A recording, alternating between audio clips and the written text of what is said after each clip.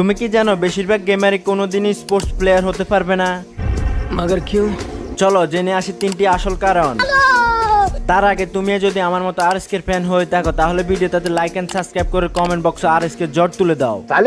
Number 1, practice. বেশিরভাগ গেমারই তাদের squad নিয়ে স্পোর্টস খেলার জন্য প্র্যাকটিস শুরু করে দেয়, কিন্তু কিছুদিন পরেই তারা প্র্যাকটিস বন্ধ করে দেয়, কারণ তারা ভাবে যে তারা প্রো প্লেয়ার হয়ে গিয়েছে, আরএসকে টিমকে তারা হারিয়ে দিতে পারবে। और अभी तो रुको। কিন্তু তোমরা জানলে অবাক হবে যে যারা রিয়েল স্পোর্টস খেলে তারা এত ভালো খেলার পরেও দিনে 8 থেকে 10 ঘন্টা তারা প্র্যাকটিস করে।